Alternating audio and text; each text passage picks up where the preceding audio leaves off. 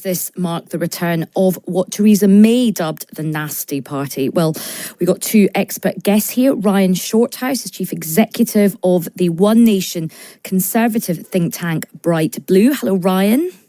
Hello, Ayesha.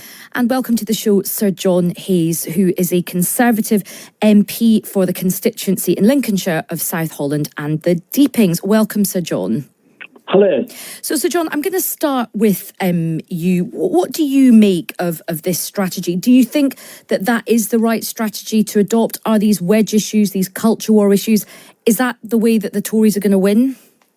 Well, Tim Montgomery is an old friend of mine. We worked with him, Duncan Smith, when he was leader of the party, and wrote speeches for him and various other things. So I agree with Tim that we didn't declare the culture war. The culture war was declared by the left. But we can't sit on the sidelines. We can't be neutral. It'd be a bit like being Southern Ireland or Spain during the Last World War, wouldn't it? You've either got to face up to the threat to our institutions, to our values, to our traditions, to our very history, our very identity, and fight that battle, or you can concede it to the liberal left establishment, which controls too much of Britain. So Tim's right. In policy terms, I mean, that's about narrative. So it's about saying we're proud of Britain, proud of our past, proud of our heroes, not prepared to pander to all these liberal left curious preoccupations. And it's also about policy. It's about refocusing conservatism on conservative principles. And that's about tackling immigration wholesale, not just illegal immigration, but legal migration too. It's about cracking down on disorder, and it's about being tough on crime. And I think that's what it says in the Times. It says what it says the Prime Minister is going to do, and it's what we've been telling him to do, those of us in the Common Sense Group, which I chair, for some time. So it's good news that we're starting to recognise there was a realignment in politics after the Brexit referendum and the 19th election. We now have to lean into that realignment, rebuild the coalition of people who voted for us in 2019. You have to do that by your messaging and by your policies. And Sir John, I mean, when you speak to voters up and down the country, some of the culture issues are in their mind, but the big things they really care about is the cost of living crisis, the fact that those with mortgages are really struggling at the moment. They're worried about their children, their grandchildren. They're tearing their hair out about public services, broken Britain. Would you not think that that's more important for the government to focus on instead of sort of, going to war with like what's happening in schools? Well, I was in my constituency now, of course. I was with my constituents this morning in meetings. I visited a children's preschool yesterday and also a small business. I talk to my constituents all the time about these kind of things. And of course they're concerned about the subject you mentioned. But that's not mutually exclusive. The things that I described are part of what it is to build a Britain that works. Okay, so of course it's about getting the economy right, fighting inflation, dealing with cost of living. But that's not doesn't exclude a proper consideration of our sense of place, our sense of belonging, our sense of who we are. So politics, is about what we earn, how we live, and it's about who we are. And when politics becomes less fundamental, less concerned with that matter of shared belonging, then it fails to match what are the necessary components to well-being, what makes people feel good about themselves and the place they live in. So they're not mutually exclusive. OK, let's bring in Ryan Shorthouse from the One Nation conservative think tank, Bright Blue. What do you think about what Sir John has just set out there? Well, I think the main thing is that, we've had several years of stagnating private incomes and public services, actually on some metrics, a deterioration. And for a long time, the kind of stagnant real incomes that people have been experiencing since basically the global financial crisis has been somewhat compensated for by low interest rates, which has enabled people who are very aspirational, but not seeing kind of chunky wage rises, to finance homes and cars relatively cheaply.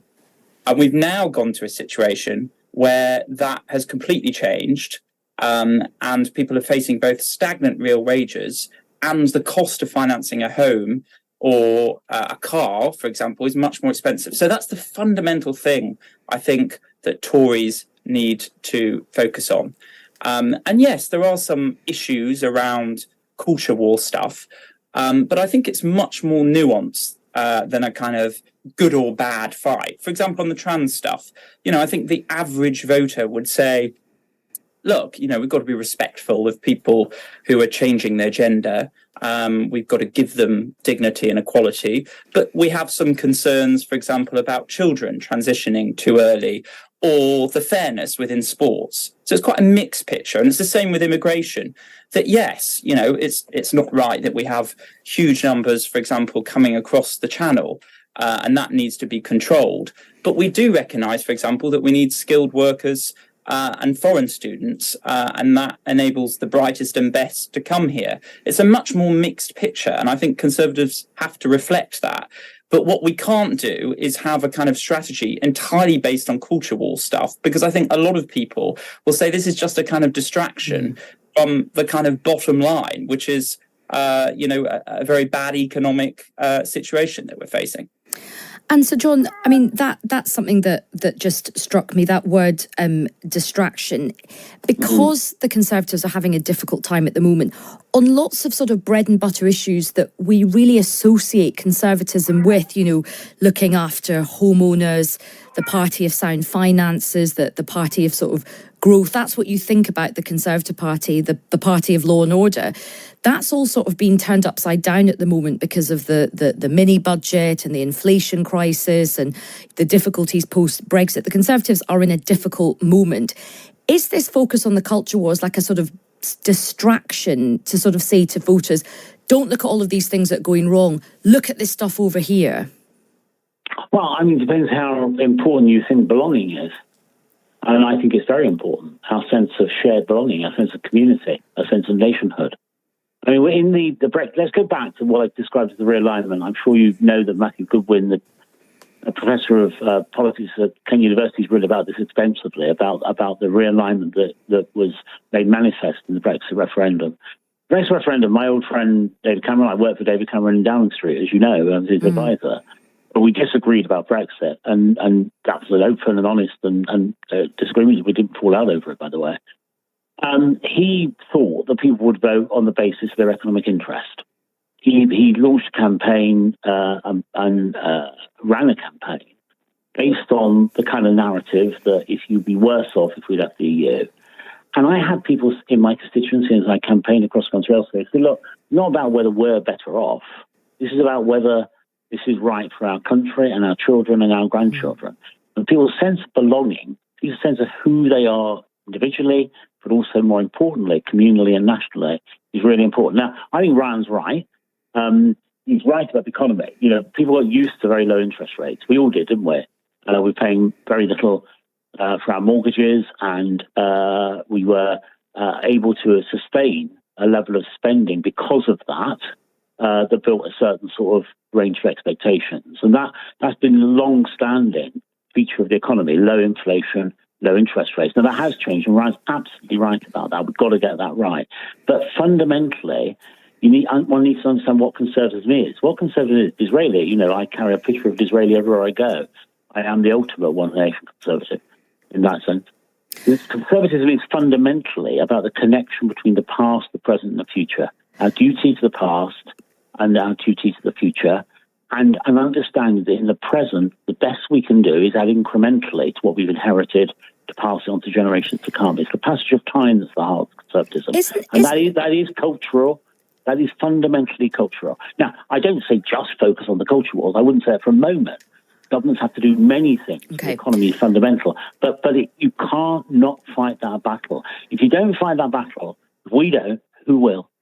Well, or does that battle need to be fought? When you said what's the most important thing for people, and you've mentioned belonging, I think for belonging is really important, but also belonging is having a roof over your head. And in terms of the Brexit, in the realignment, I mean, it was really interesting, the realignment post-Brexit, the realignment in the 2019 general election campaign, of course, when Boris Johnson won that phenomenal landslide over the Labour Party and other parties. But it looks like another realignment is just about to be on the cards if you look at what's happened in the by-election. If you look at where the polls are going, if you look at what people are actually doing in the ballot box, does that not give you an indication that actually the economy is really important to people, as that famous strategist said? Ultimately, it's the economy, stupid. It was, I think, it wasn't a politician, not a strategist that said that. By the way, I think it was George Bush that said it. I think it was somebody. I think it was. I actually think it was a strategist who worked for. Yeah, but we get the picture. It was around that. Yeah. Well, yeah, but that's not enough. You see, it's not enough alone. So you're right about the realignment. I wouldn't talk about the by-elections in terms of realignment. By-elections from 19. Yeah, I remember it. No, I don't remember it, but I know enough about politics to know that by-elections have been lost by government for a long time. You think of 1963 in Orpington, when the Liberals won a famous victory in Orpington. Didn't they ever won it since, actually? But there we are. So you can't extrapolate for by-elections too much. But what we can take from the current situation and from the current polling, the more detailed polling of what people think about the issues, is that people want the government to be more, not less, conservative. So let me take a step back. Let me just take a step back for a second. So Tony Blair and David Cameron won great victories by what was known as triangulation, trying to triangulate between different elements of the electorate, appeal to different kinds of people because of different things. That won't work anymore. You have to now recognise what Brexit 19 shows us. The Conservative Party's future lies in being a values-driven party. That's what's happening in Europe, in America. Politics, more and more over time, is going to be about values. Ask John Curtis about that. I will ask him. Now, it turns out, Sir John, I was correct. It was a strategist. It was James Carvell, Clinton strategist. So, in a rare moment, I was correct on something I'm glad you what. Did Clinton then use it in a way? Yes, he did. He did. But it was James Carvell. We're both right. Let's call it 15 all. That's 15 all. No, let's call it I won. But let's move on from that. All right. Ryan, 15, final word to you. You know, you've had a spirited defence there from Sir John about the need for Conservatives to embrace values, not just an economic argument. What do you say to that? Well, of course it's both. I agree with Sir John on that. I mean, he's right about the generational aspect of conservatism, making sure that we're passing on to the next generation things that we've enjoyed. And I fear that we're not doing that at the moment. I mean, if you look at home ownership, if you look at the birth rate, for example, fewer people are buying homes and starting families. This is kind of bread and butter conservative stuff. And that's fundamentally about how certain markets are working. The housing market in particular, lots of people in their 30s are feeling they're not getting the financial security to be able to buy a house. So, this is the sort of thing that conservatism needs to focus on. And I know Michael Gove, for example, has got a big speech on Monday, which I hope he'll be talking more about supporting first-time buyers. Just on the kind of the second point around the realignment and Brexit, my view on that is that I think it's been somewhat exaggerated that there was, 2016 was this big shift in public attitudes. A year before, the majority of the electorate voted for an austerity continuation party, a kind of Cameron-led conservatism. So I think fundamentally what people were voting for during the Brexit debate was to come out of the European Union. That was the kind of fundamental thing.